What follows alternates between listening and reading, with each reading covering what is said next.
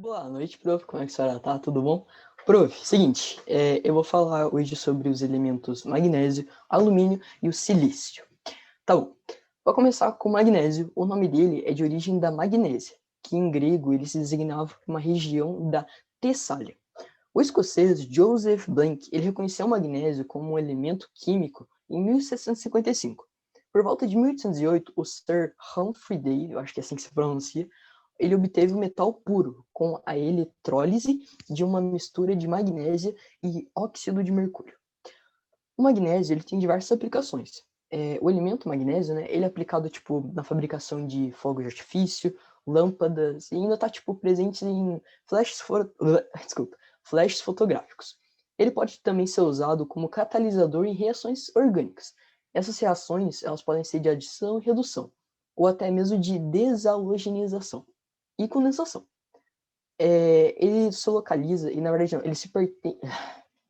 Desculpa, prof. Ele pertence à família dos metais alcalino-terrosos e se localiza no grupo 2A da tabela periódica, né?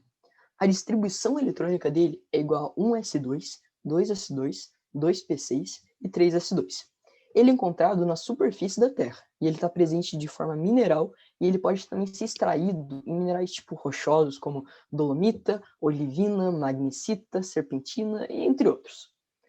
As propriedades físicas e químicas dele é igual a densidade do magnésio, né? Ele é igual a 1,738 gramas por centímetro cúbico.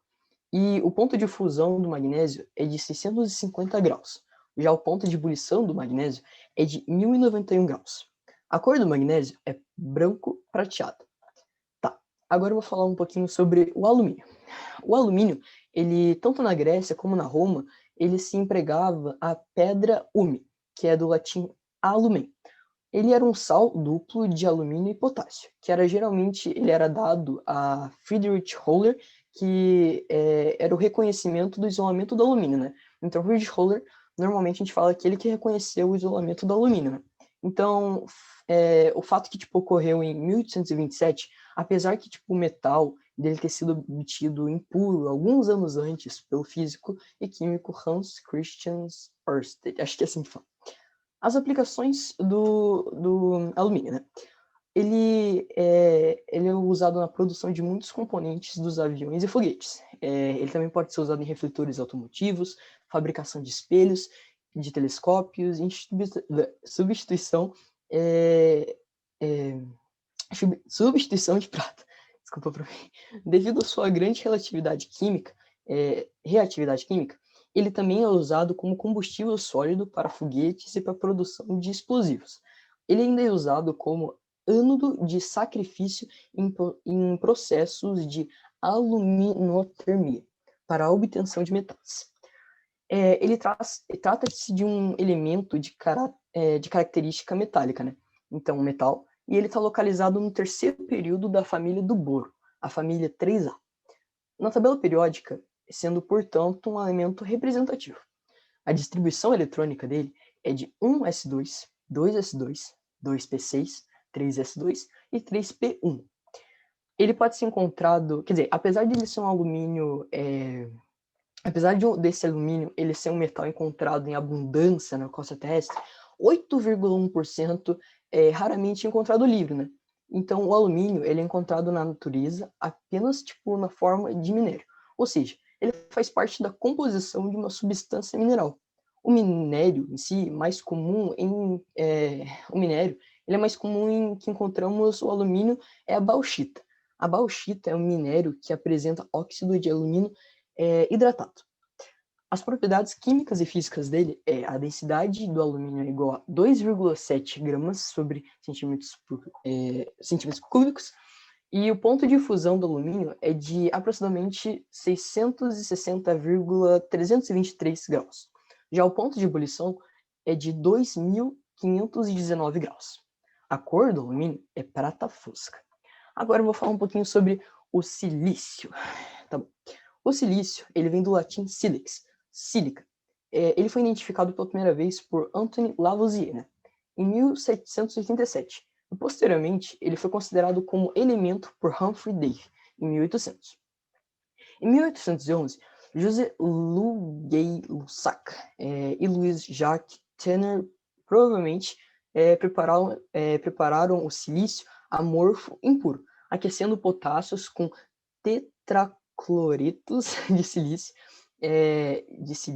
Em 1824, Johannes Jacob Berzelius ele preparou o silício amorfo, empregando um método similar ao de Gay-Lussac, né? Purificando e depois com o produto obtido, né, com lavagens sucessivas até isolar o elemento. Existe uma região da Califórnia chamada Vale do Silício, que é uma homenagem, né, ao elemento responsável por grande parte da produção mundial de circuitos eletrônicos. As aplicações dele, né? Ele é utilizado para a produção de ligas metálicas, então na apresentação de silicones, na indústria cerâmica, e por ser um metal muito semicondutor, muito abundante, aliás, ele tem um interesse muito especial na indústria eletrônica e microeletrônica, como material básico para a produção de transitores para chips, células solares e em diversas variedades de circuitos eletrônicos no geral. O silício ele é um elemento químico do grupo 14, né? Então ele faz parte dos semimetais, que pertence ao terceiro período da tabela periódica.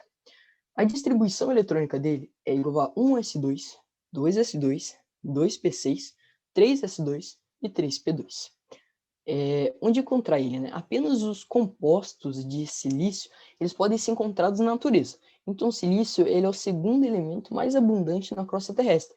26 a 28% da crosta terrestre é composta de silício, né? Então, o silício ele é o componente essencial, a gente pode dizer, da grande maioria das rochas que formam a crosta terrestre. Arenitos, argila e granito são alguns exemplos de rochas que contêm compostos de silício. A sílica, quase pura, é conhecida como quartzo ou simplesmente cristal. Os quartzos de cor púrpura ou lilás são conhecidos como ametista. Os cristais de coloração amarela são conhecidos como citrinos. As propriedades químicas e físicas dele são: a densidade do silício é igual a 2,32 gramas por centímetro cúbico, o ponto de fusão do silício é de 1414 graus, o ponto de ebulição do silício é igual a 3.265 graus. Já a cor do silício é cinza escuro. Então é isso, prof. Obrigado e valeu.